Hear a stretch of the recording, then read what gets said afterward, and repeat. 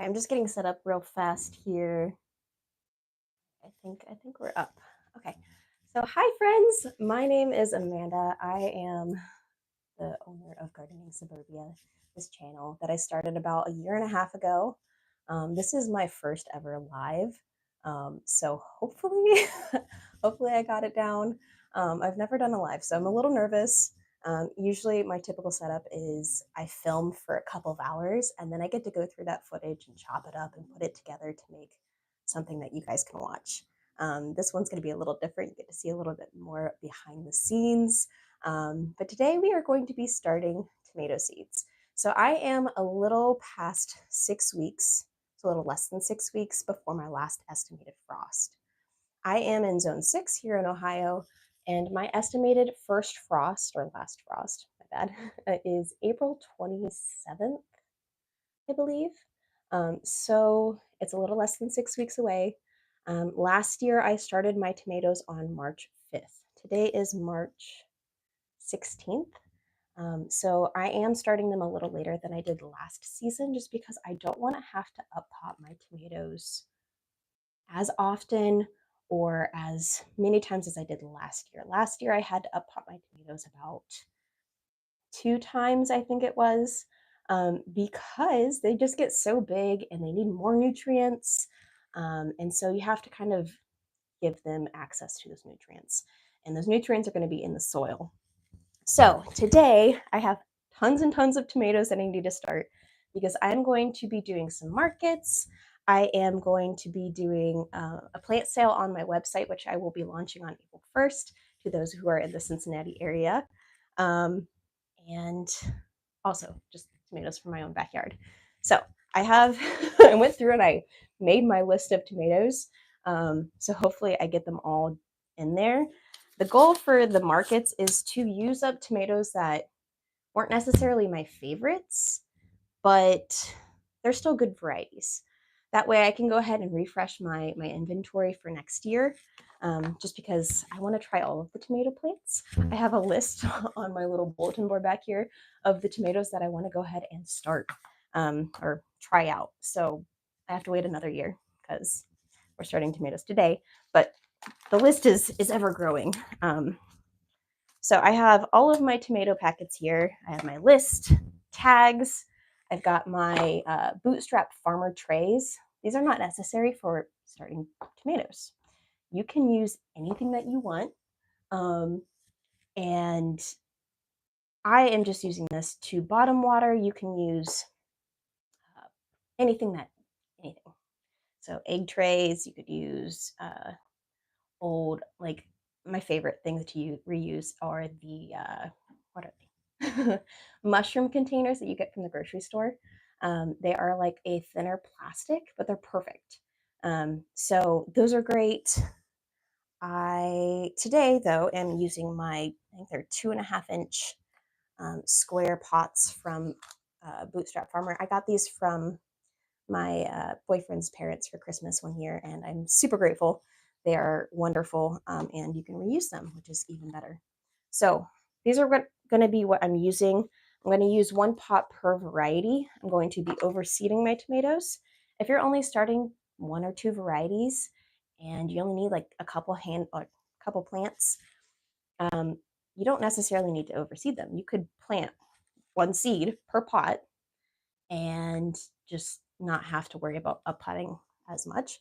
I'm trying to conserve the space that I have on my rack, my grow rack here. So I'm going to overseed in my pots so that they take up less space, and when they need to be uppotted after they get 1 or 2 sets of true leaves, then I'll go ahead and uppot my plants. So let's get into this. So I haven't really organized my varieties just yet, because I figured I could go ahead and do that with you guys. So tomatoes have 2 different types. There are indeterminate and then there are determinate varieties. Indeterminate varieties will continue to grow and branch out, and they will just keep going for as long as the season allows them and as long as pest pressure allows them. And then there are determinate varieties. Determinate varieties are like your bush varieties. So most commonly like Roma tomatoes, they will grow to a certain height. They will produce those tomatoes, and then make sure that's on. And then they will go ahead and just stop growing. They'll put all of their fruit out on the plant, and then they'll all ripen, and then it's done. The indeterminate variety will continue to produce tomatoes as the season allows. So I think I have a few varieties that are actually determinate. So of those, we have the Mexico midget tomato. Oh, actually, that is not. That one is actually indeterminate. We have the Italian Roma bush tomato, the Principe Borghese tomato. Sorry if I butcher any of these names. And then I have the Mountain Merit, which these two are new to me. The Italian Roma I've done a couple times before. And then we have just an enormous list of tomatoes. So I'm going to go ahead and start putting some soil into my my pots here. I like to fill them pretty good. I don't fully pack them down, but I do like to fill them and make sure that there's no giant air pockets at the bottom. And then I'll just level them out. And then as I'm doing this, I am using this is just some Pro Mix potting mix. So it's not outdoor soil. It's not garden soil. It's like it's potting mix. So it is lighter and fluffier, but it still does have some bigger pieces of like mulch and whatnot. I tend to try to keep those out of my pots just because it can like block the seedlings as they're growing if they hit a piece of mulch. The seeds only have enough energy to get through the soil to go through the top of the soil and then put out their first set of cotyledon leaves. Those are the leaves that don't look like they're true leaves. And those are going to allow it to get the sunlight that it needs to then go ahead and put out those true leaves, which are going to be the tomato leaves that you would, most commonly see or know of. So these guys in here. My soil is not pre-moistened. Sometimes people do that. Sometimes people don't. It's just kind of as I feel. So sometimes I will pre-moisten the soil. Sometimes I will not. Today I did not. I do have a giant half gallon of water over here that I will go ahead and just pour into the bottom of my tray so that the soil will just soak up the water from the bottom of the plants. You don't want to pour your water directly on top of your seedlings after you plant them because it will make those seedlings drop. And again, they only have so much energy to go through the soil, so you want to make sure that you're giving them the best opportunity to grow to give you some beautiful plants. So we'll just start with a few of these guys and see where it takes us. So thank you to those of you who are here. I've never done a live stream. This is my first one. I'm kind of nervous still, but I'm happy to be here. I thank you guys so much for being here with me. So my channel was started a little over a year and a half ago. Really have no idea where it's going to take me. I just know that I love gardening. I love plants, really. I love sharing my love of plants with people. And yeah. My family is not really one of gardeners. I think the biggest gardener growing up was my uncle. He always had this giant row garden in his backyard, which he would buy tomato plants from like Home Depot or, those kinds of things. So I think last year was his first year of growing tomatoes that weren't red. I took a whole bunch of plants to him because I wanted to share the love of plants with him because I know he enjoys growing a garden. And he got to grow some Dr. Wychee's yellow as well as, hey, thank you, Homestead Haven. So he grew red tomatoes. I brought those tomatoes to him and he was in shock. He had no idea that there were yellow tomatoes. He had no idea that there were, some beautiful green stripy ones, purple ones. So getting to share that with him was really awesome. And I really hope to continue to share that kind of love with plants with other people. Just because growing up, I had no idea. I honestly, I growing up, I did not like tomatoes. I honestly am still kind of trying to grow my love of tomatoes when they're raw.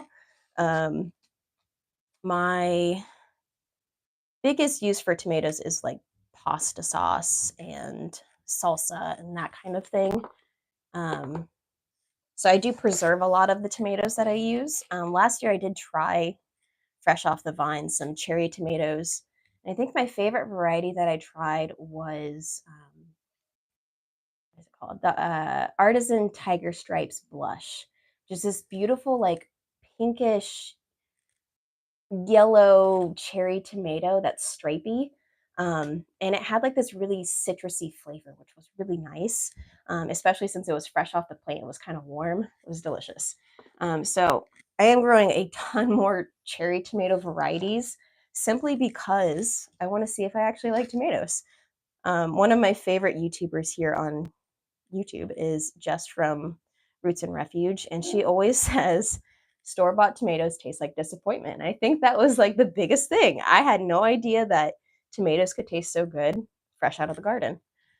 So we'll see if we find some more varieties this year, um, and see if I can grow my love of tomatoes even further. Okay, so I'm gonna get some of these guys filled up. This year, I am trying to do some market booths. Last year, I got to kind of ride along with one of my friends. She keeps bees, and so she sells her honey when she has excess. But she was gracious enough to allow me to kind of tag along with her at some booths, which I had never done before, and I was nervous. And she was, being nice and letting me come along for that. So she gave me a table, and I was able to sell sourdough goods, um, which kind of goes along with the homesteading thing. I feel like a lot of people who homestead, grow gardens, whatever, grow or not grow, but have sourdough starter. Um, ooh, chocolate cherry tomatoes. Those are awesome. I've never had that one either. But I am doing or was doing sourdough goods, and so that kind of went along with like bagels. I didn't do any artisan loaves just because I only have one oven. My oven is not great, and I have one single Dutch oven. I've never done an open bake, but the bagels and English muffins and cookies were super easy to get started with, and so that's what I would sell this year. Although I'm trying to do a plant sale. So I signed up for a market in my area that's super close, which is really convenient, um, to sell vegetable starts, so tomatoes, peppers, and whatnot. At least here in Ohio, you don't need a license to sell annual plants. Um, you would need a license to sell like perennials, so like yarrow and some perennial herbs. Um, so if you are going to be doing like a plant sale or try to sell them at a market, I would recommend trying to reach out to your, I think it's the agricultural, um, the name of it, but you have to do some research because sometimes they get you with some laws in different states. And Ohio, at least, thankfully, I don't need a license for selling annuals. So I'm going to be doing annuals this year, which is why I'm starting so many dang tomatoes. I already started my peppers, oh gosh, a couple weeks ago. I didn't start any super hot peppers, which is why I didn't have to start them super early, because the hotter the pepper, the sooner you need to start them. So the good thing about starting tomatoes is that you get a head start on your plants, because you look at your little seed packets, your varieties will say how long it takes for them to mature. So with this variety of Roma, it says 80 days from transplanting. So that doesn't include the time that it takes to start them inside. This particular variety wants 4 to 6 weeks before transplanting. So that's 4 to 6 weeks before or added to that 80 days. My grow season here in Cincinnati is, I think it's about 175 days. So that's 175 days. If I were to take this seedling and after my last frost, plant it outside and wait, I would have to wait that 4 to 6 weeks plus that 80 days. So by the time that I actually get a tomato, it's going to be super late in the season and it may not even produce, beautiful tomatoes such as the ones that I will get when starting them inside. So getting ahead of myself. Best practice is to label your varieties so that you don't get them mixed up because that is the biggest thing. Um, Gosh, the first year that I think I started um, tomatoes and whatnot, I did a good job at labeling when I first put them in the soil. But as soon as I uppotted them, I think I got them mixed up and they just kind of went real wonky real fast.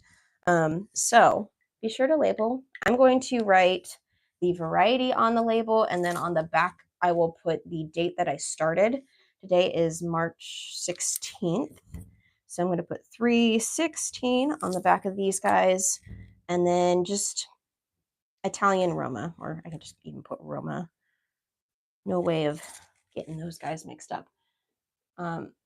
And so again, I'm going to be putting one variety per pot, and I'm going to be heavily seeding these guys because once I'm ready to up pot, I will go ahead and just pull them apart very gently.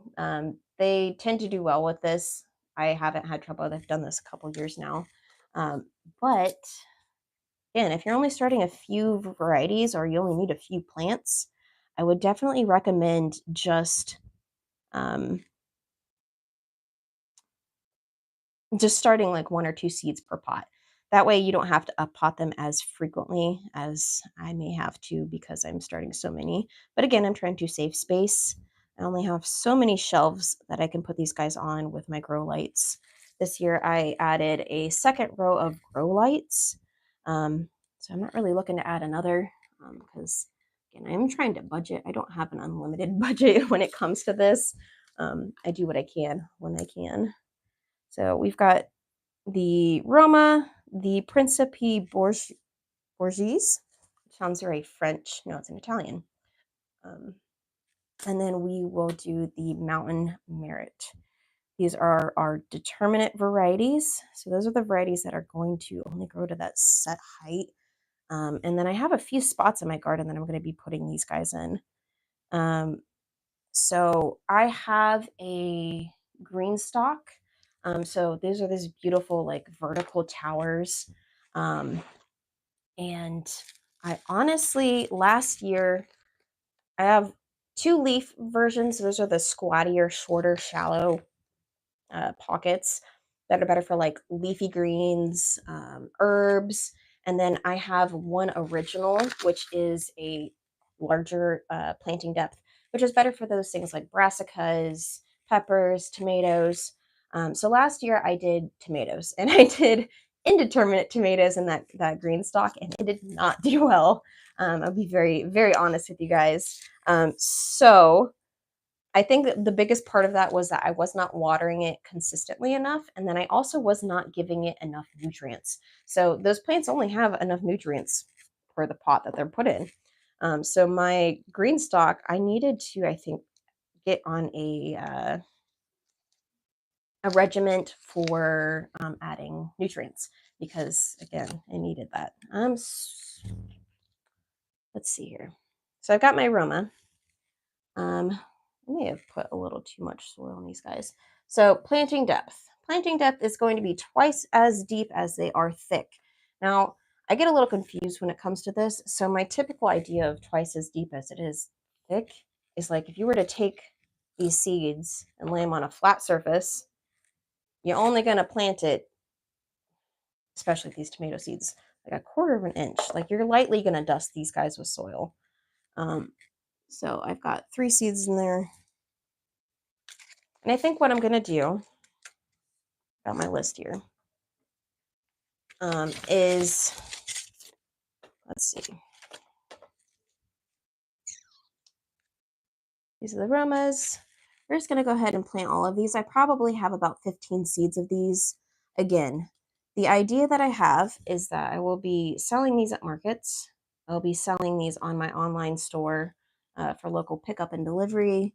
And then I've decided that if whatever doesn't sell, there are tons of community gardens, school gardens, and just people in the local area that are looking for plants once it comes time to be planting things. So I think I'm going to try to find a couple of places if I have access, and I probably will, that I can go ahead and just donate these to, just because I love plants, and I'm sure there's tons of people out there that love plants as well. And I think it would just be a good way to kind of get back to my local area. Um, and I'm sure I could find some places easily, like by going on to like Facebook groups. I am a part of like the Cincinnati uh, Garden Club, or I can't remember the exact name of it. Um, but I'm sure I can make a post in there and asking for people that are looking for donated seedlings or plants. So we've got tons and tons of tomato seeds going in these. Probably like planted that one a little too deep. So we're just doing about 1/4 inch thick or deep. And I'm doing a big smattering of tomato seedlings in here because I'm selling them. And then I will go ahead and pot those guys once they get 1 to 2 sets of true leaves, and whatnot. What are your guys' favorite varieties of tomatoes? I know that Homestead Haven says she's trying some chocolate cherry tomatoes this year, which I have never done chocolate cherry tomatoes. I don't even think I have. I have a lot of cherry tomato varieties that I'm doing. I don't think that I've got any chocolate cherries. So what are your guys' favorite types of tomatoes to grow? And what area of the world or state are you in? I'd love to hear that, see where you guys are coming in from. So my next one is the Mountain Merit, which is actually, I think, the only hybrid type variety of tomato that I've got. So hybrids are, some people have some issues with hybrids versus heirloom varieties just because of saving seeds.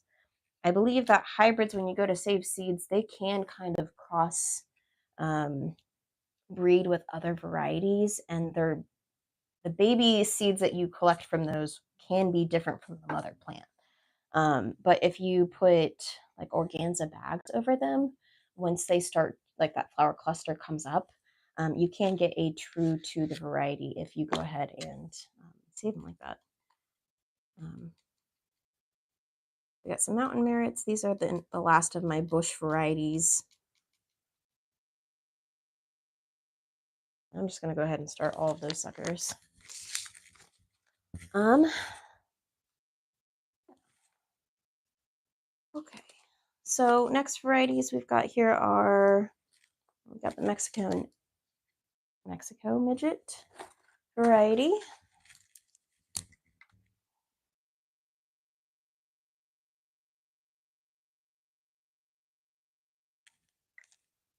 And the date.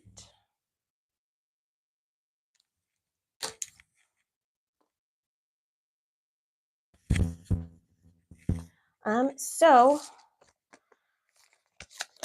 this is my 4th season of growing a garden. I do preserve a lot of what I grow, or I just eat it fresh. Tomatoes are one of those ones that I don't typically eat fresh. But I do nonetheless still love having them in the garden because I do make a ton of salsa and spaghetti sauce, as well as, I think this year I'm going to be trying to do a chili starter mix for canning, which I said I was going to do last year and I just never got to it. So we'll see what happens. I'm not going to be doing a mix with meat. You can safely can meat, but I don't think I'm quite ready to test those waters because I have heard things like it changes the texture a little bit. And I do have the freezer space, so I can like save my meat products in the freezer. So I think I'm just going to stick with a chili starter mix that is just like the seasonings and those really good fresh tomatoes, which is what I'm most excited about. Chili season is my favorite season, and I made this recipe. Oh gosh, I feel like it's almost been 10 years since I started this chili recipe. Um, we'll see if I think I've actually shared a video on my channel about this chili recipe. I could be wrong. I've done a lot of videos. Um, but it is one of my absolute favorites. And I feel like I always tweak it a little bit every year. It gets changed a little bit. And I feel like every year I'm adding a little bit more of homegrown elements.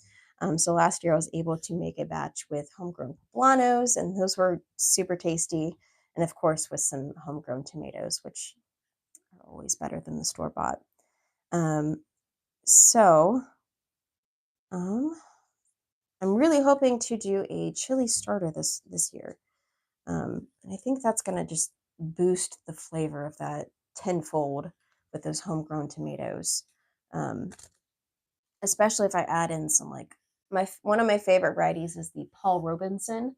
And this variety is like super smoky, delicious. And I feel like a lot of home gardeners really love this variety. It is an heirloom, and it's an indeterminate variety. I've grown this every single year since I've had a garden. So Paul Robinson is definitely getting started today. I'm just going to say Paul because I know which one that is. So we are moving into the indeterminate varieties of my tomatoes. I haven't covered my first row here with any soil just so that I know that I actually put seeds in it. Um, because sometimes I will, if I start adding soil and I might get confused, and especially since I'm talking to you guys and trying to do this at the same time. It's a lot of multitasking. Um, so again, if any of you guys have favorite tomato varieties, I would love to know what your favorite varieties are. Go ahead and put them down in the chat below. Um, I want to next season start Abe Lincoln. I've heard a lot about, as well as Kellogg's Breakfast. Have you guys ever grown those varieties? I have heard a lot about them. Um, I definitely want to be adding those to my list. They are on my list. I want to grow them next year.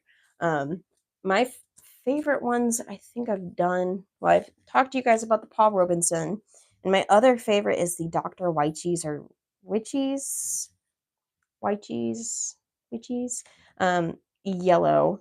This variety is just so beautiful when it is out on the vine. It is it's not I don't really know why it's called yellow because it looks to me when I've seen it outside, it's more of an orange color.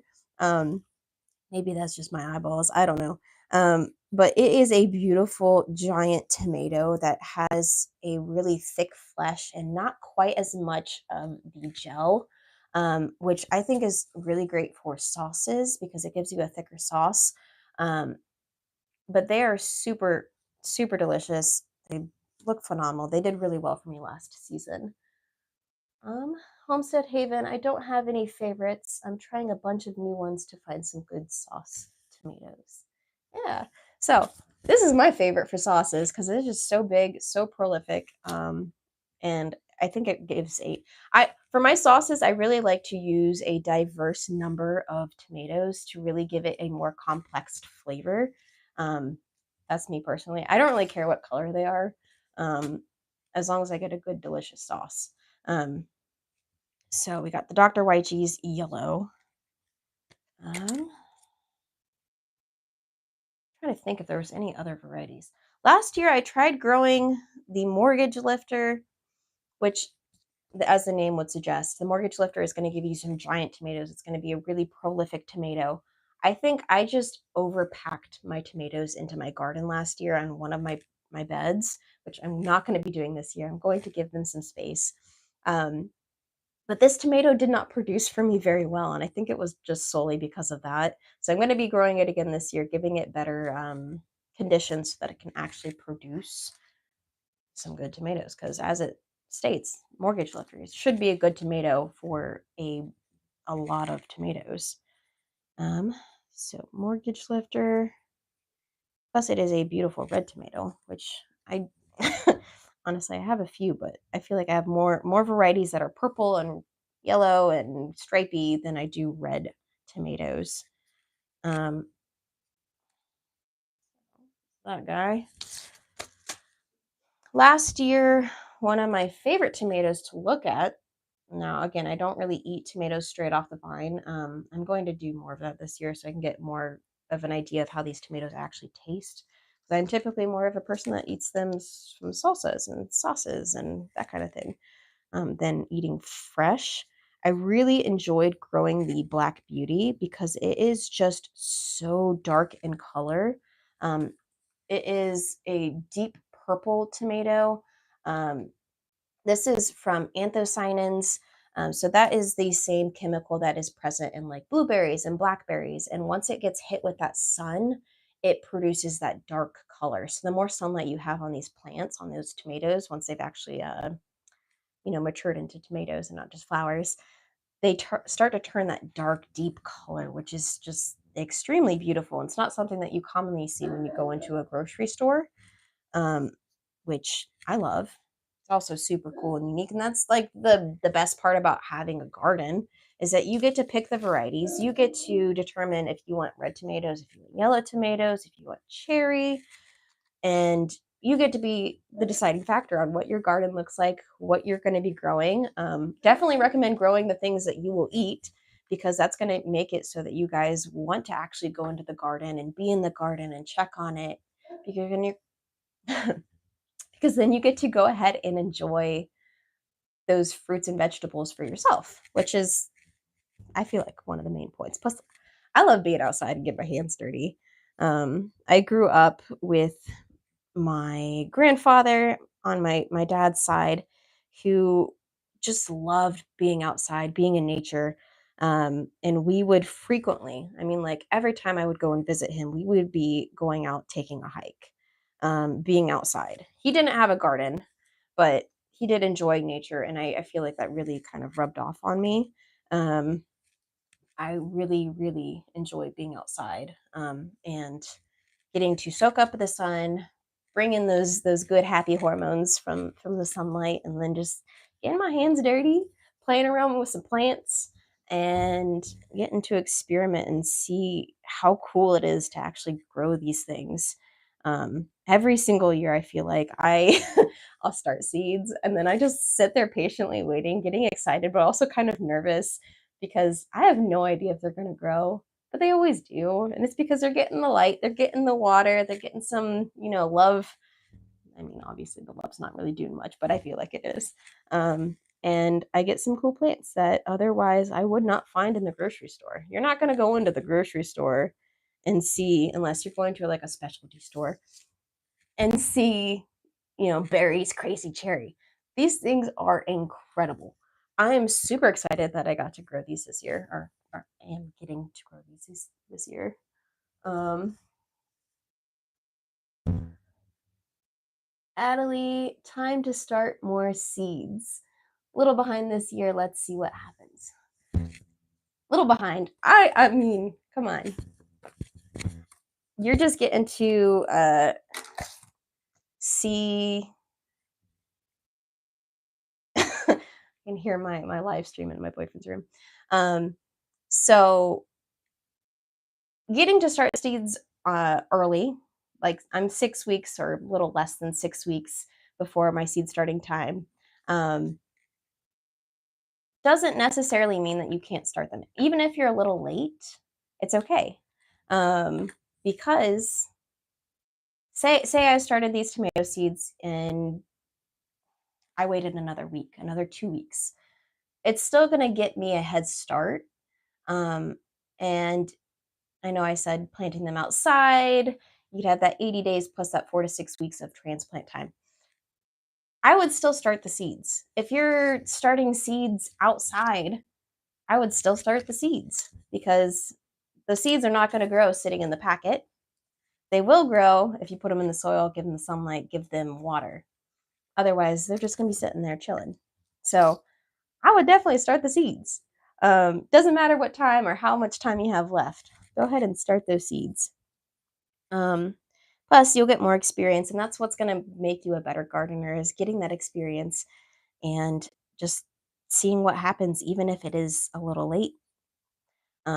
I always, I always get super nervous because the grow zones here in the states, at least, are just so different.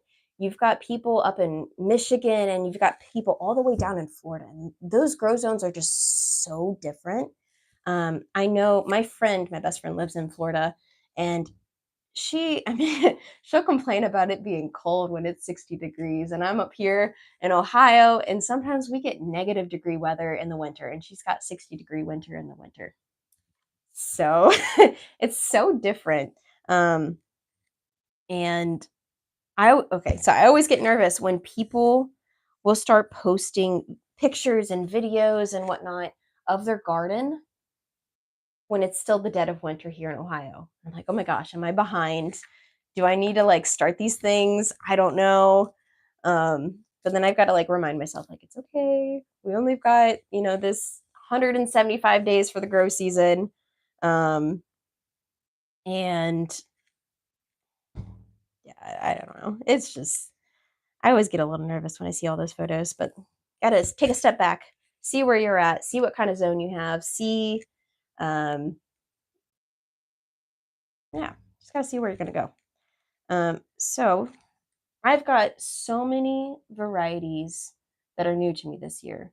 Um, Last year, okay, so I don't know if you guys have heard about Wild Boar Farms. Wild Boar Farms is this gentleman, I think he's in California, and he has been breeding all of these beautiful varieties of tomatoes.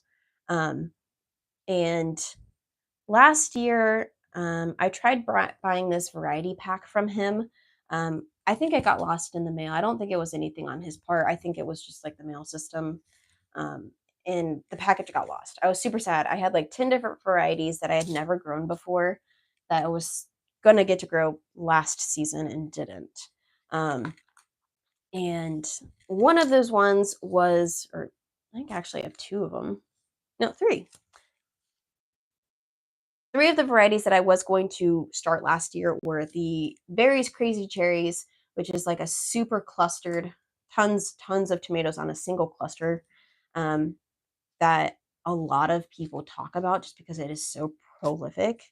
And then Napa Chardonnay was another one. This one is a super sweet blush tomato, cherry. These are all cherry tomatoes. And then the last one was Brad's Atomic Grape, which I have heard so many people talk about.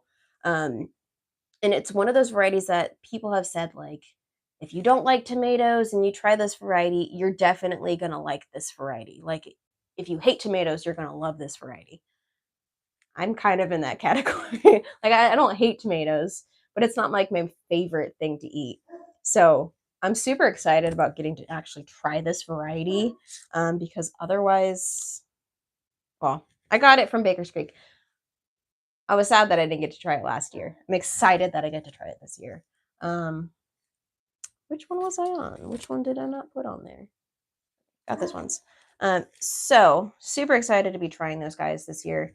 Um, I'm trying a bunch of different types of cherry tomatoes that I more so than I did in years past, just because again, I'm trying to try new varieties that are a little different to me that it maybe it'll open my eyes and I'll get to become uh, not just a cherry tomato lover, but a tomato lover in general. Um, I don't know if you guys can hear my dog downstairs. He is going crazy. He dislikes the mailman a ton. Um, oh, which reminds me, yesterday I got a super exciting delivery. So I don't know if you guys have heard of, oh gosh, now I'm going to forget the name, of course. Um, it's right here. David Austin. Okay, so David Austin is like a rose producer. And last year for Mother's Day, I bought three different varieties of roses. I bought one for my sister, I bought one for my mother because I always get her a rose plant whenever she moves somewhere. And she had just recently moved somewhere new. And so I bought her this rose plant. And then I bought myself one. Now, the one that was supposed to be for my mom, they kind of came back with an email saying that it wasn't up to their quality standards and they weren't going to be like sending it out. They said I could either wait for that variety for next season plus get a second plant for free, or I could have this other variety that last season. I went ahead and I was just like, all right, I will go ahead and give my variety to my mom, and the variety that I was going to give to her, I'll take for myself next year and keep the second plant. So it's been a year. I've been waiting patiently. My sister and my mom both have been really enjoying their rose plants. My sister just the other day was telling me how excited she was and how grateful she was to have this rose plant. She got this big, beautiful, like vining one. She has like the perfect space for it. So it's getting to grow up onto her deck and just be beautiful and wild and lovely. Um, and so I'm super excited and anxious and like so waiting for the end of winter to go ahead and plant out the varieties that I got. Um, so I got two new rose bushes, which I have never grown roses personally. So I'm super excited about it. They are more of like a bush variety, I believe. And one is like this deep purpley pink, while one is more of like a light pink, and they both have like these amazing smells. I think one has like an old English rose scent, or like a tea. I don't know. They describe it in like this really like beautiful way. But I have two new rose bushes, and I'm super excited to try them out and see how they go. Um, because I've never grown them before. I did recently prune back a rose bush that is in my front yard. I did not plant it. I live at a rental property, so I'm just maintaining the things that they currently have out front. I haven't really added any big plants or anything to my front yard because I just haven't. All of my love and gardening has been in the backyard. Um, and so I went ahead and I kind of pruned back that front rose bush, which I think I was a little late to. I think you're supposed to do it a little earlier in the season, but it hadn't started putting out buds on it, so I think it's fine. I don't know if any of you have luck with or experience with rose bushes. I guess I could have asked my mom. She's always had a rose bush, but I didn't do that. I just went out and I went ahead and I just pruned it. So we are making it to, I think, the end of my stack of tomatoes. I'm not going to be doing all of these, um, simply because some of them are like a mixed bag. Um, so I have like a mix of cherry tomatoes from botanical. No, sorry, this isn't my gardener. Um, from in my gardener. So this is just like a ton of different cherry tomatoes mixed together. Their seeds are mixed together. So I don't think I'm doing that one today. And then not doing the Gladiator hybrid or this guy or this guy. But I do have, okay, little tip for you guys. So I bought these my very first season of gardening. These are from Trade Winds Fruit, which I don't think I've been on their site since I started gardening. So I probably will need to check them out. Looks like they're from California. But these seeds are packed in 2021. So now that this is not a expiration date. Seed packets will have a sell by date on them or packaged date, but that does not mean that those seeds will expire. Seeds, if they are kept in good condition, so if they're kept in a place that is cool and dark, they should last quite a few years. So these two varieties are from 2021. It is 2024, which means I have had these seeds for 3+ years, depending on when they packaged them. They should germinate just fine. Now, there are some seed varieties that will decrease in their germination rate. So those will include onions, For sure. I started so many onions this year because I had some that were from years and years ago, and I started so many of them. Well, the ones that were older, I used the entire packet.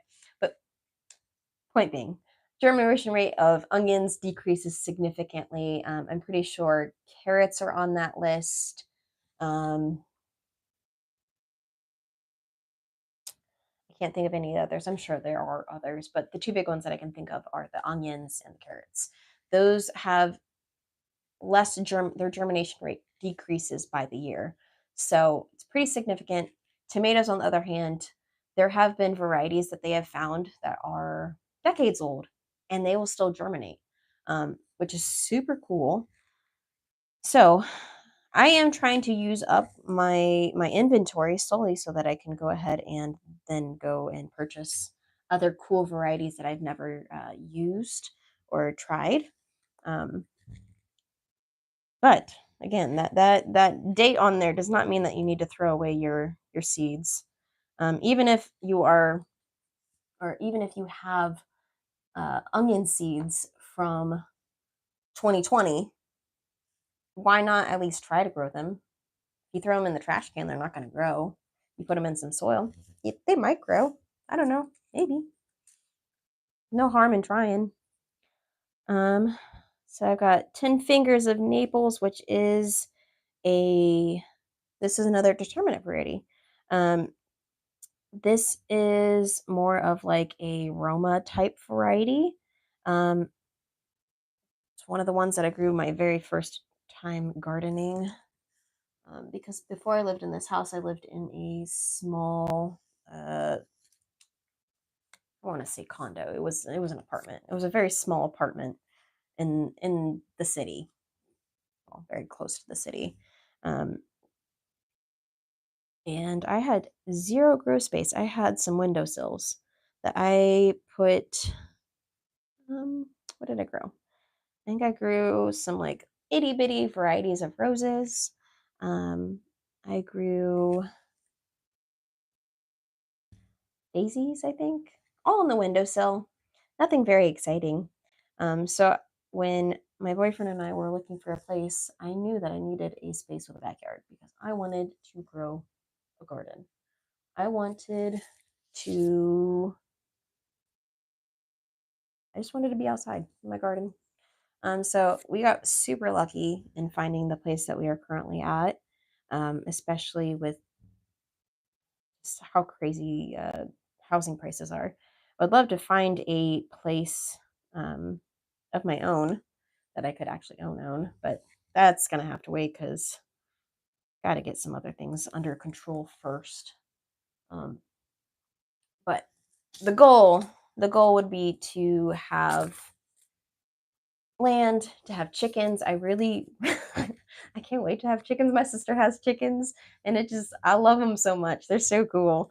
I could sit outside and just watch them all day and probably will be doing that whenever I get land and have chickens. Um, just sit outside with my coffee and just watch them go. Um, but chickens, I would love to have goats. I think my boyfriend and I were discussing it because I always tell him I want cows, but I think we're gonna have to start with goats so that we can get comfortable and get into that routine of milking and all of that stuff before we can take on a large animal like a cow. Um, I think it would just be smart get the infrastructure set up, so we know what's going on and then go to the larger farm animal. Um, So I think we'll start with goats. I think he agreed with me that goats would be a better option, um, simply because they're smaller. You can manage them a little better. They're super cool. My sister always talks about getting fainting goats, um, which those are goofy. I don't know if fainting goats are like the same variety of goats that you would use for milking. I mean, I would think so. I have no idea. I don't know anything about goats. Um, So that would be something to research once it comes down the line. First thing would be chickens. And I can't wait. I've gotten the Murray McMurray Hatchery catalog for chickens for the past 2 years. Just because I get so excited, I have to go through the catalog and look at them all. Same thing for seeds. I've got the Baker Creek seed catalog that I get every single year, and I'll just sit down and read it like a book. I somehow managed to get just enough pots for all of the seeds. So I got everything labeled. Now we actually need to go through and put the seeds in. I started a little bit, but not fully. So I do have some ground cherries, which are like these pineapple husked tomatoes. So they're very similar to tomatillos, which, so husked tomatoes, I don't know if they're actually, I don't know. We got husked varieties. So we got the ground cherry, which I feel like is more of like a novelty type thing than it's cool to grow. I don't know that I will grow it again at this house simply because it does take up space. It is super delicious. It has that very strong pineapple flavor. It's just, I don't know. In order to, I was thinking about canning it last year, because they have, or not, maybe not, it wasn't canning, but they have a recipe on the inside of at least the botanical interest packet, which is makes them so cool. They put so much information on these seed packets. Um, but there was a oh, there it is. Recipe for pineapple salsa included, which sounded super good. I do like salsas that have like some different types of things. And one of my favorite ones is like the one that has corn and black beans. So I thought pineapple salsa sounded pretty cool too. But I feel like you need so many of these plants to get enough to actually make that recipe. So for me, it's not really worth it. But I think it is a not cool novelty, like garden snack type variety. So like when you're out there playing in the garden, getting soil prepped, or you're putting down some fertilizer, or you're just weeding, you find one of these on the ground because that's when they're ready, when they fall to the ground. Again, ground cherry. Um, that's when they're fully ripened, and you get a little cool garden snack. They're good. I just, I think I'm going to save space in my garden this year for something else. Um, but I am going to start some to sell because I do think that they're a cool little like novelty variety. So we got tomatillo variety. This is the verde. Believe that there are like purple varieties of tomatillos, which are super cool. My sister is married to a man who is from Mexico, so they have this whole heritage, and they make they make so many different varieties of delicious uh, uh, salsas. And they always tell me, or she always tells me, that the best type of tomatillo. Oh, let's see, hang on. My camera is doing stuff. There it is. Sorry.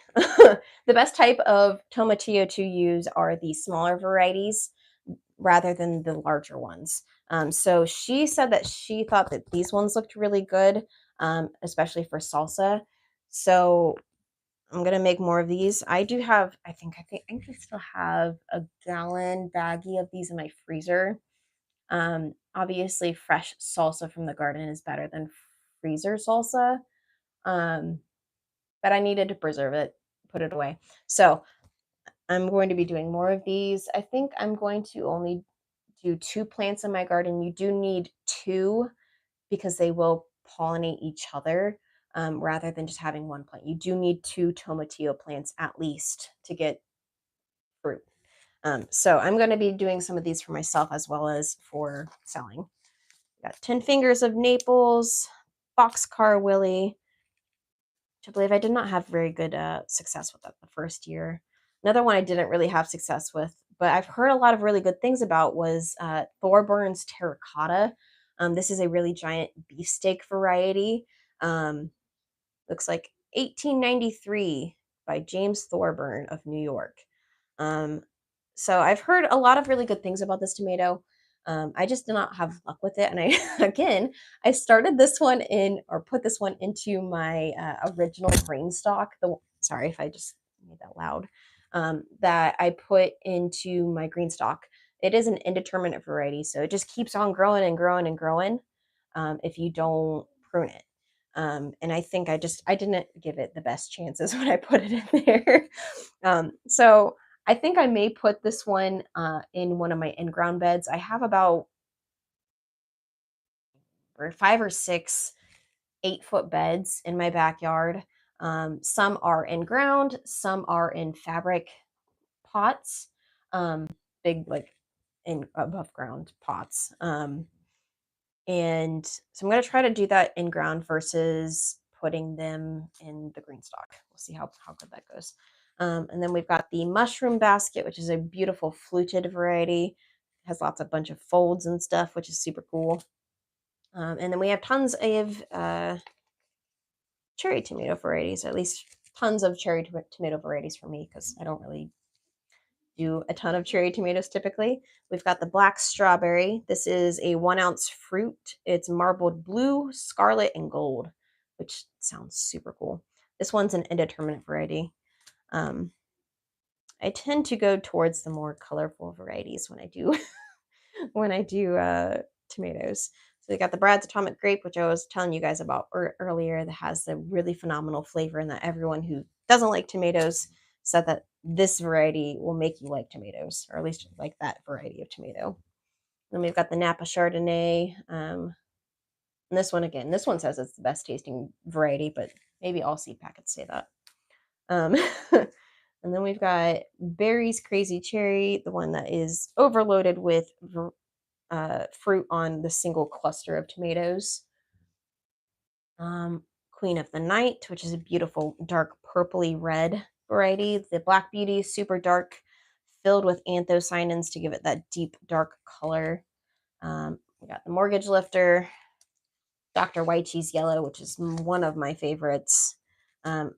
One of the ones that I thought, again, there's so many that are super pretty.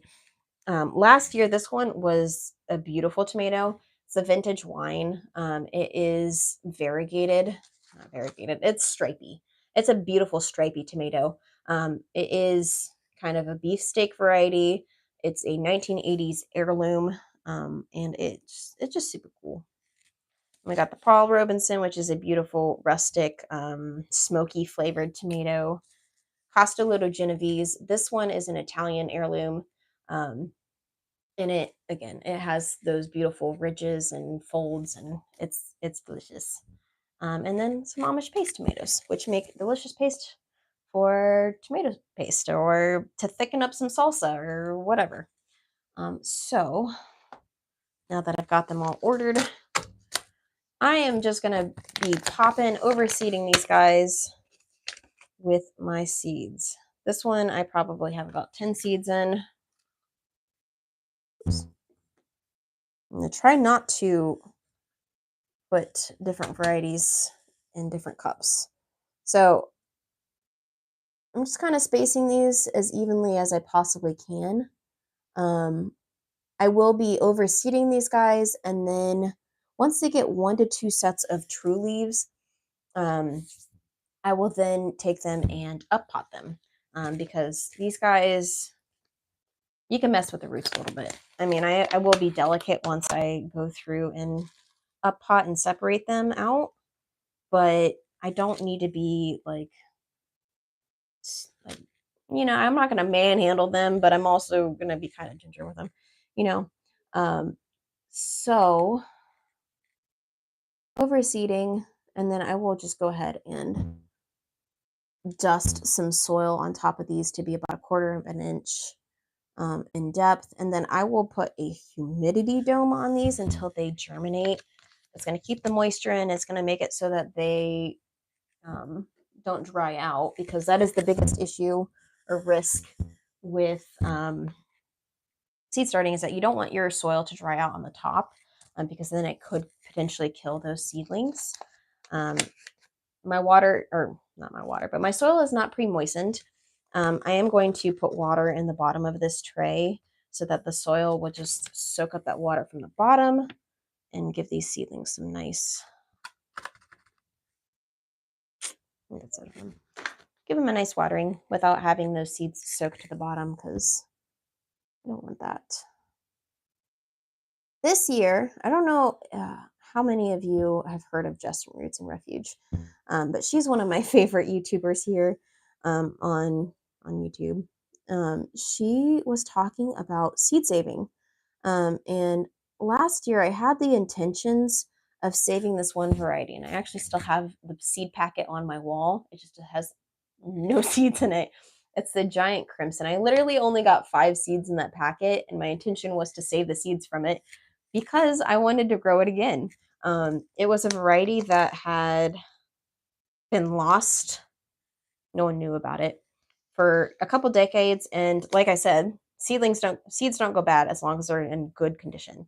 They found the seeds from this. I don't know where they found them. It probably says on the back of the packet right there. And they took the seeds, they grew them, and I think only one plant, one seed survived. So it grew, it produces fruit, and then they saved the seeds from that plant, which, if you guys have ever grown tomatoes, one tomato can give you so many seeds, which, you know, that's a lot of money. That's a lot of money. If you buy a seed packet, depending on where you buy it from, it can cost anywhere from, I don't know, $2 to $6, depending again on where you get it from. If you save seeds from a single tomato that you grew in the garden, that you paid, in my garden, there's $2 a packet. You pay $2 for that seed packet. You raise that plant, you get that one tomato, you save seeds from it, and then you have hundreds of tomato seeds to then save for years to come, which is a lot of money to be saving so that you're not buying, tomatoes every single year. Now, that's great when you have varieties that you know are delicious, that you love, that your family loves, and you know it's good in your area, it does well in your climate. Um, Now, if you're like me and you're trying to find trying to figure out what varieties you like, and like Haven Homestead or Homestead, I'm sorry, Homestead Haven said she's trying out different varieties, or they are trying out different varieties this year to find their new favorite. So getting to try these varieties and then narrow it down to the ones that you really love, um, you can then save the seeds.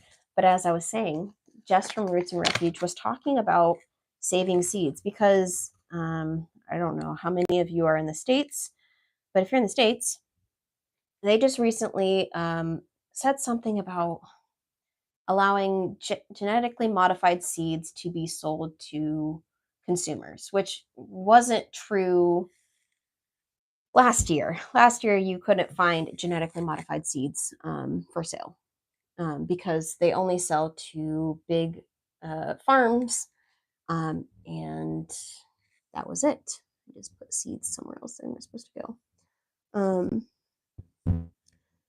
But this year, there is a variety of tomato. It is a deep purple one that is going to be sold to consumers. It was not cross, but the seeds were basically, what am I trying to say? They took genes from snapdragons, the deep dark purple snapdragon color, and they pollinated it with tomatoes to give those tomatoes that deep dark color. Um, so now having a color gene is different than having a tomato that can withstand pesticides, herbicides, which are more typical to those farms. They're buying varieties that can withstand being sprayed with pesticides so that they can keep pests down, but also still get production of plants. It's, they're trying to get more money. So we're just gonna have to wait and see how long it's gonna take before more varieties that can withstand pesticides are going to become available on the market to people like us, whereas before it wasn't like that. So she was talking about saving seeds so that you can have access to seeds that are not genetically modified. Now, I don't know if this is necessarily something that everyone's going to be worried about, and it's your choice. You grow a garden for you. You get to decide what you grow, which is the beauty of it. Like I was saying, um, I think this year I am going to be trying to save seeds from my tomatoes and maybe some other things of varieties that I just know I love. So I for sure will be saving Paul Robinson seeds. I will for sure be saving seeds from my Dr. White Cheese Yellow because I just love those varieties so much. Um, and just kind of go from there. I think having a storage of seeds is a good idea nonetheless. Because I mean, they could just sell out. You could lose access to them simply because they got sold out, or maybe the producer stopped providing that variety for whatever reason. You know, it's just nice to have a little backup. Um, so that is something that I will be doing this year for sure. Saving tomato seeds, which is not very hard. You basically like take the seeds, you put them in a container and put it in a windowsill, stir it every day, and then wait for the seeds to float to the bottom or float to the top. The ones that float to the bottom are good viable seeds. The ones that float to the top, not good viable seeds. And you drain it off and then put it on a plate, paper towel, or whatever. Let it dry, and then you've got saved seeds, which I feel like is how most seeds go, unless they're not stored in gel like pepper seeds. Pepper seeds don't have the gel. We've got the Berries Crazy Cherries.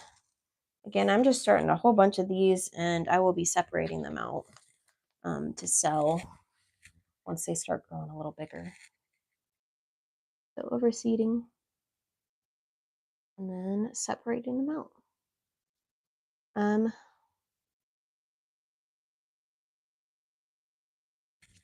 I was super nervous about doing a live stream, and now I feel pretty comfortable. I don't have very many of you here, but I do appreciate the ones of you that are here. It is super cool to connect with people via an online platform. It's definitely never something I've never done before. These seeds are super sticky to one another. So I've got some Napa Chardonnay, which is those pretty light yellow cherry tomatoes. I'm overseeding simply because I'm doing the separating out. I will be selling so many of these. And then if not, I'll donate them. Just cool. There are so many tomato seeds that are just falling everywhere. I don't know what varieties these are. Next variety we have are the Brad's Atomic Grape, which I have never grown. Probably will have to. Me and my sister like to swap seeds early in the year, and then every once in a while we'll like trade plants. So last year I didn't really start many cut flower varieties, and she started these beautiful, they're day and night snapdragons. And she was nice enough to share them with me. And at least in my area, they are perennial. And so I'll get to have those in my garden again. I did start some other varieties of snapdragons just to kind of give my my bouquets that I bring inside a little bit more volume, a little more color texture. So I've got like some white ones, I think like these orangey, peachy colored ones. But we like to share the love of plants once we get them started and we realize we have way too many to put into our spaces. We'll share them with each other. So next variety we've got here are the black strawberries, which is that cherry tomato variety. Again, I've never grown this one, so that's new to me. And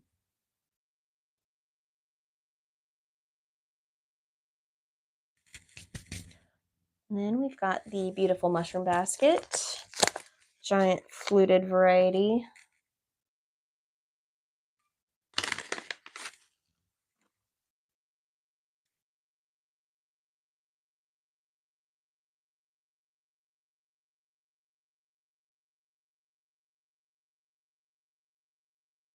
I'm going to put some of those back into the... That was a lot of tomato seeds. Thorburns Terracotta, which I had zero luck with last year. It's got honey brown skin, orange pink flesh, and green seed mass. I don't know what green seed mass is. That like the interior? I would think. Has eye-catching slice. It's an eye-catching slicer with out of this world flavor. So I had someone recommend me grow this. I can't remember if it was on what social media platform that was on. If that was YouTube or if that was Instagram, I have no idea. So we'll be trying it again this year. Hopefully we can get better luck. I think I'm going to be expanding my tomato region in the backyard this year. I have 2 in-ground beds, and then I have only have 2 seeds in there. I have 2 in-ground beds, and then I have well, no, not 2. I have 3 in-ground beds. I have 1 raised bed, and then I have 2 fabric raised beds. So I think I'm going to be using both of my in-ground, like upper level in-ground beds for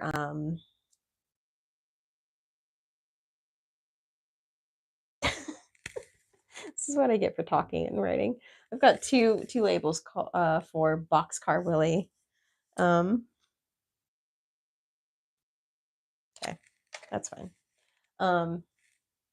And so I think I'm going to be using both of those upper raised beds for tomatoes this year, instead of just the one. Both of those areas get pretty good sunlight. And then I think I really would love to add in another cattle panel trellis, because typically with my tomatoes, I do, when they're indeterminate varieties, I will go ahead and cut off the, I'll cut off the, oh, you put a camera in front of me and I forget words. I'll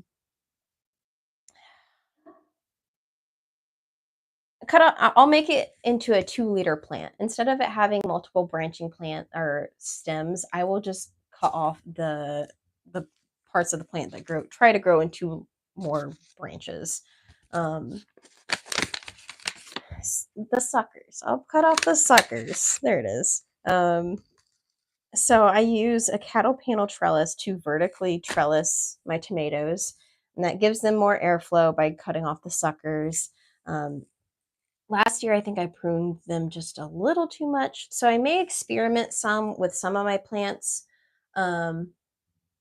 Okay, so Siebel, oh God, I'm sorry. Someone just commented suckers, question mark. Suckers are basically the part of the tomato plant that grows from the armpits. So you've got your single stem when they're indeterminate plants, and then they'll grow their branches. And between the branch and the main leader, they'll start to grow a stem between the armpit that is called a sucker. When they're indeterminate varieties, they will grow suckers all the way up through those armpits. The plant will just keep on growing until it either dies from it getting too cold or there being pest pressure or disease. So if you don't cut them off, the plant will put a lot of energy into those suckers versus producing the fruit. You don't necessarily have to cut off the suckers, but you can if you want. So, like if it were the end of the season and you had a beautiful cluster of tomatoes and you maybe only had a few weeks left and you're waiting for them to ripen, if you wanted that plant to focus more on ripening those fruit, you could go ahead and cut off the sucker, because then the plant's not focusing on growing the plant larger, it's focusing on ripening the fruit. So I mean, it's really up to you guys how you do it. You can do whatever you want with your tomato plants. You can leave it and let it grow to huge dimensions, because tomato plants, they get massive, especially if you're not trimming them down. or trellising them up.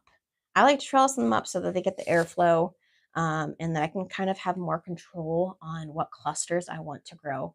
Especially with heirloom varieties, they will produce these fasciated blossoms. So blossoms, if you have a single tomato blossom, you'll get a beautiful uh, a fruit that looks how you would expect it to look. But sometimes when heirloom varieties, most of the time I think, their first set of fruit or flowers, there will be at least one fasciated blossom. So that is a blossom that has multiple blooms growing together. That's when you get those really unique and weird variety, or not varieties, but unique and weird fruit.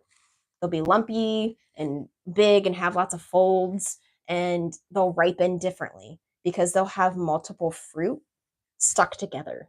So you may have one side of that tomato that is nice and green, and then you'll have one that is almost too ripe or starting to like go bad because it's not just one fruit, it's multiple fruit that have fused together. Um, and sometimes people will cut those off. I have let them go before simply because I wanted to see what it would do. But you have to keep in mind that they ripen at different times on that giant, tomato. The cool part is that it can get massive and you get some really huge tomatoes. But you have to keep in mind it might just not ripen all at the same time. Um, so we've got tomatillos, which very similar to tomatoes. Let's sprinkle those guys on there. And again, these are all going to get about a 1/4 inch of soil on top of them. They do not need light to germinate, so they do need some soil on top of them. Um, and I'm going to be bottom watering these plants. Did not pre-moisten my soil. Um, you can pre-moisten. It's up to you, but if you're going to wait to put water in your soil, definitely bottom water. Don't put the water on top because it will make those seeds sink. And again, these seeds only have so much energy to get through the soil. They'll put out their cotyledon leaves, which are the leaves that basically encapsulate the stem and the roots. So first set of leaves, a cotyledon, and then it'll set out those true leaves, which are the more typical leaves that you see when you see a tomato plant. Or, I mean, all seeds do that, but talking about tomatoes here. So the next variety I've got here are the Cherokee Purple. This is an, ooh, my tummy is rumbling, is an indeterminate variety, or some seed packets will say indeterminate, some seed packets will say pole. Pole and indeterminate are, they're about the same thing. It's like, I think even bean packets will say pole or bush. Pole, indeterminate. Bush, determinate, which means set growth. Indeterminate, they will get as big as they can, determined by the season, by pests, or anything else. Got seeds. What? So I've got a few new people in the chat. What is your favorite variety of tomato to grow? I was saying earlier that my favorite variety I've come across so far are the Paul Robinson, the Dr. White Cheese Yellow, and then last season my favorite cherry tomato variety was the Artisan Tiger Stripes Blush, which I believe was from Botanical Interest. It was like a mixed cherry tomato packet. But what are your favorite varieties of tomatoes to grow, or you've had the most success with? I am here in Cincinnati, Ohio. So I only have about 175 days in my grow season. I still have about, it's a little less than 6 weeks until my last estimated frost, which means this is why I'm starting tomato seeds today. I didn't want to start them too early because I didn't want them to get so huge that I would have to up pot them multiple times. Um, so I wanted to start them a little later than last season. Last season was March 5th when I started tomatoes. Today is what, 16th. Um, so again, I just didn't want to up pot them too much. The three ones that keep popping up in my yard. Yeah, those ones are fun. Volunteers are awesome. This year, I'm really hoping this will be my oh gosh, what 4th year in my garden. Ooh, my tummy is really rumbling. This will be my 4th year in my garden, and I've started to get more volunteers this year versus years past, obviously, because I've been growing in it for 4 years. So I've had tons of plants that have dropped dying, decaying fruit that will overwinter and then pop back up in the next year. So last year, I think I had a ton of nasturtiums, which I didn't realize I was going to have so many of them. And last year, they're just everywhere, everywhere. So I'm not necessarily going to be starting any of those varieties of nasturtium, which is like those really pretty, like kind of tropical looking flowers that are fully edible. Flowers, stem, leaves, all edible, but they have a horseradishy or radishy flavor, so they're kind of spicy. But I have one variety that my sister gave me. I think it's the butterscotch variety. So I'm going to be starting that one at least this year, but I'm not going to be doing any other nasturtium varieties. I have not had tomato varieties volunteer for me yet, so maybe I'll have some this year. We'll see. Tamiko, I'm sorry if I pronounced that wrong. This is my 2nd year gardening. I grew purple Cherokee as a transplant, and I'm trying from seed this year. Ooh, yeah. So I grew Cherokee purple last year too. Super cool variety. Like that purple color is awesome. And yeah, that's awesome. I'm so excited for you. I'm trying a white cherry variety this year, but I will start the seeds next weekend. Don't have a lot of room to store them, and I'm pampering my peppers right now. I get that. This is why I'm starting my tomato seeds in just like one variety per cup. I am overseeding them so they don't take up so much space while they're still germinating. And once they get that first set of true leaves, then I'll go ahead and separate them out. They do really well with this. I've done this for a couple years now. You just this takes up so much less space than if I were to put one seed per cup. If I did one seed per cup, I would be running out of room so fast. I have my grow. This is my grow room, my office. This shelf to my side here is where I have all of my seedlings. I have currently just 2 levels with lights. I only added my 2nd set of lights this year. So I'm trying to make sure that I'm not taking up too much space with what I've got.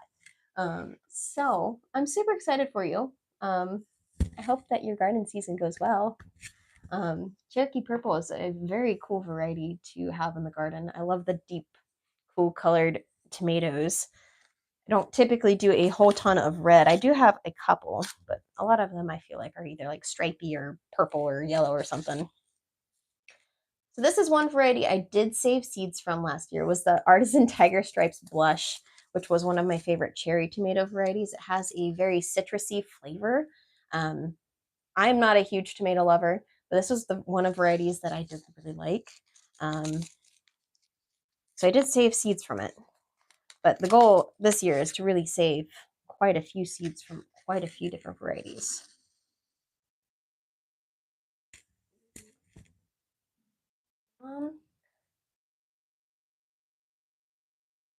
I'm so sorry. I don't know. I don't know how to say your name. C Boylan. C Boylan. Okay. About to separate my peppers today, overseeded, and they are big enough to get their own pots now. Good idea to grow the ones that are harder to find. Yes. Awesome. Yeah, my pepper plants, I started, I don't even know when I started them. One second, let me see.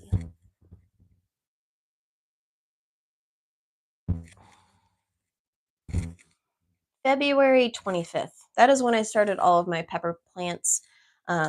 I did the same thing with my pepper plants as I did my tomato seeds. I went ahead and I overseeded them. I'm waiting for them. I think most of them have their first set of true leaves. I probably will wait until next weekend to go ahead and separate just so that they're a little bit bigger. I may need to give them a little bit of a nutrient boost in the water so that they're not struggling too much.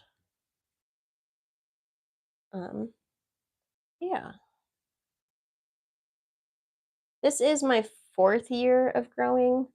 Um, I really grow things that I really love, so that they're not just, like, going to waste. I wanna be able to grow things that are awesome and that are unique and that I'll actually enjoy, so that I wanna go out into my garden and actually give them love, and attention and all of that good stuff. So, we did it! We have all of our tomato seeds in there. I grabbed 1 extra, because I labeled something twice. Um, so the next step for all of these guys is to put a little layer of soil on top of them, so that they're covered, which I this is gonna be weird, maybe not. This is a cat pan. It's never been used as a cat pan, but I use it as my soil holder so that I'm not like grabbing around in a bag. Um, Thank you for joining. It was so awesome to meet you. Thank you, thank you, thank you, thank you. So I'm just gonna go ahead and layer all of these cups with just a little bit of soil, about quarter of an inch. Um, and then I will go ahead and put some water in the bottom pan so that they get a good watering in. Um, I'm super excited to grow all these different varieties. Um, I have so many that I am going to be putting into my garden, as well as some that I'm going to be selling at a market, some that I'll be selling on my website that will be going live here the 1st of April, um, which will be open to people that are in my area just because a super small business. And so I gotta do what I can. Can't really be, I'm doing a local pickup and delivery system. Um, so I'm not going to be shipping live plants like Burpee, I think does live plants. Not quite a big business like they are. Got soil, nice little layer.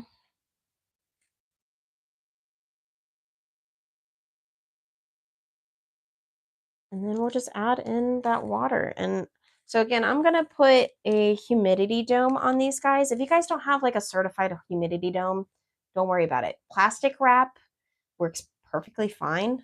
It's a little more accessible, a little cheaper. Um, I was super lucky to have my boyfriend's parents gave me this set of bootstrap farmer trays for Christmas. I did ask for them. Um, and along with that, I got some humidity domes, which I love to use. I use them when my plants are just starting to germinate, because that's when you really need to make sure that the soil medium that you're using is staying moist so that those seeds don't dry out. If they dry out, they might die. And if you're going to go ahead and spend all this time and whatever on them, you want to make sure that you give them the best chance of surviving. So, a little bit more soil. A few of these guys. You can also, I purchased this little spray bottle from Target the other day. Well, I guess it was a couple weeks now. It was perfect and great when it was working, and then it stopped working, which, I mean, I guess the price that I purchased at, it makes sense, but it made me a little upset. But you could use like a spray bottle for water to, to just keep the top layer of your seedlings good, um, so that they're not drying out. Got a little piece of mulch in there. So there is top layer of soil. They're all labeled. I'm going to add, I've got this big, beautiful jug of water. I'm going to put in about an inch to 2 inches, maybe an inch and a half, actually. Inch to an inch and a half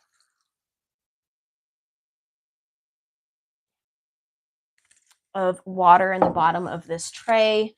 And then grab a humidity dome, which these ones are kind of cool because you can kind of open them so they get more airflow, or you can keep them closed. I'm going to keep them closed for now. Just put this on the top. I'm going to pop this on top of a heat mat. It's going to be at about 70 degrees. I think my heat mat will be. and put them under some lights. My lights were going to be on these guys for about 16 hours a day. I typically will turn them on when I wake up, and then right before bed I'll turn them off. I don't have a timer. You can buy like this little like timers that you plug them into and it'll do all of that for you. I haven't really put the money into that, but it is an option. So I'm going to put these under the grow lights, put them on a heat mat, keep my humidity dome on them until they germinate. And once they start germinating, that's when I'll take this off. Yeah. All right. Well, thank you guys so much for joining me. It has been a pleasure for my first ever live. I thank you guys so much for being here. It really makes my heart warm. So if you guys want to check out any of my other content, I have been making content on YouTube for about almost 2 years now. But I have tons of other content. This is my first live. I don't know if I'll do another live. We'll see what happens. But thank you guys so much for joining me, and I'll see you guys in the next one.